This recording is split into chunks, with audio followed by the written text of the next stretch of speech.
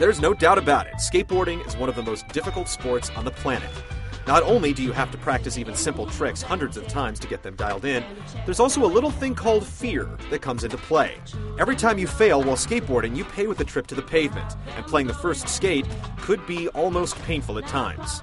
You tried something 1,000 times before you landed it, and when you did, the feeling was incredible.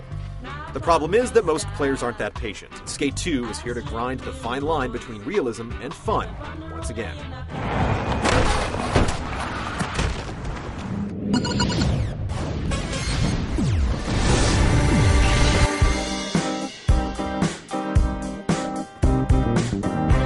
Like most extreme sports games, the career mode is the conduit that allows you to unlock most of the content in the game. You begin by creating your own shredder using a system that's vastly improved from the first outing. Then you're thrust into the story, which follows your skater as he gets out of the joint and attempts to reclaim San Vanalona as one of the world's premier skate spots. Homie just got out the joint. We're looking for a sesh. Good to see you, man. As you might imagine, this is accomplished by meeting up with pros scattered around the city and completing the objectives they give you.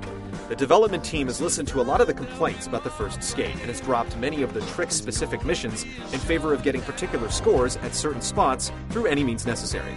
You still have to play skate from time to time, but you're asked to nail a specific trick or series of tricks far less frequently. This is undoubtedly a good thing.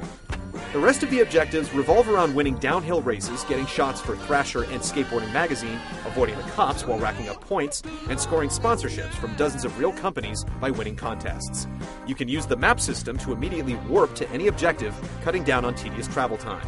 It's a tried and true way to set up a career mode. The list of modes is rounded out by Free Skate, where you can spend as much time in any particular spot as you want, and Party Play, where you and up to 3 friends can jump on your system and compete in 3 different challenges.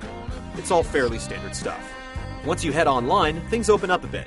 Free skating was the big hit from the first game, and it's returned.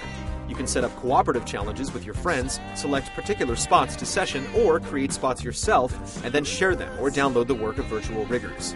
The Skate Reel option is returned, allowing you to edit your best clips and upload them for others to check out.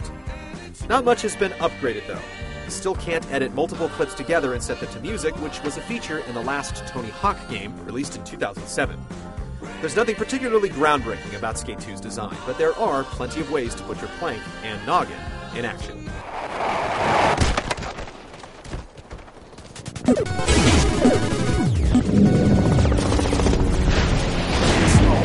Like smoking Joe Frazier, the Hellraiser, raising hell with the flavor. Playing Skate 2 is really a double-edged sword.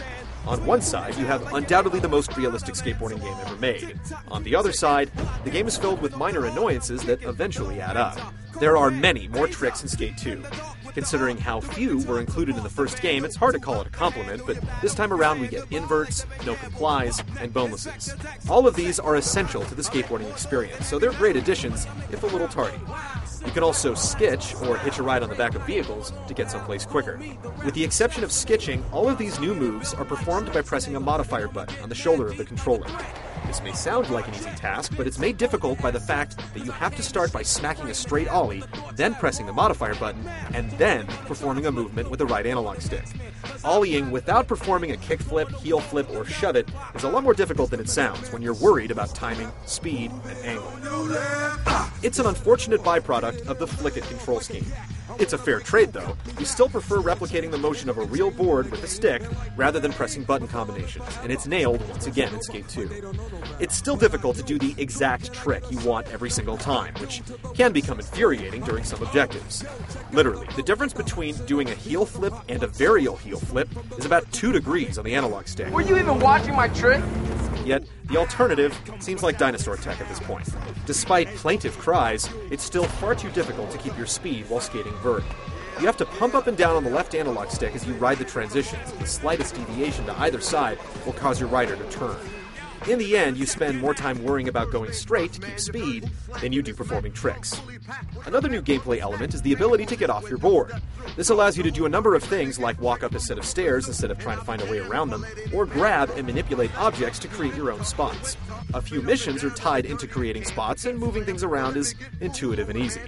But when you're off your board, the controls couldn't be any worse. Your skater moves like a tank, and just lining up with an object to move it around can prove to be a challenge.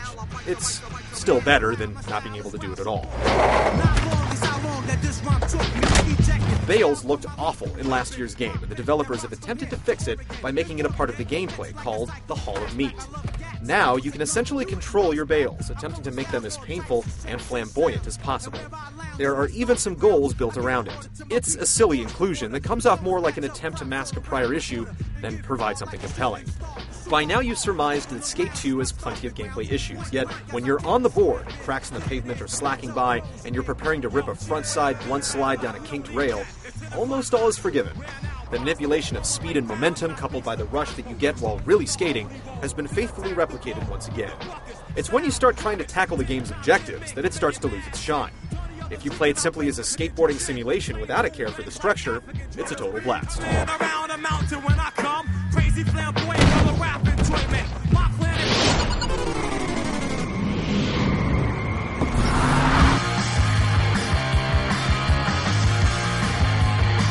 Skate really set the new standard for presentation in skateboarding games last year, but it's starting to get a little rough around the edges.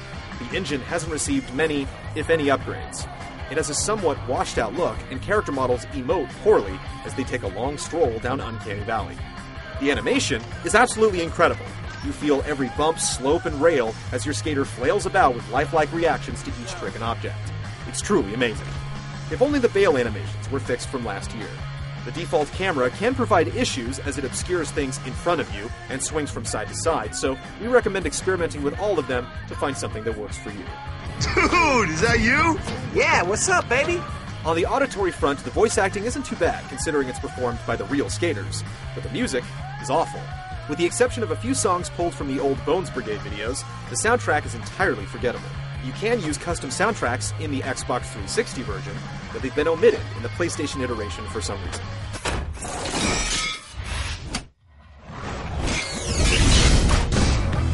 Just like the first game, Skate 2 is a lot more enjoyable if you just look for spots to work from every conceivable angle and go to town. It's when you attempt to actually complete the game's career mode that things start to bog down as you're forced to endure the finicky, imprecise trick controls, awkward on-foot movement, repetitive mission objectives, and god-awful racing. But when you're on board, cruising down the sidewalk, looking for an edge to grind or slide, it really comes into its own.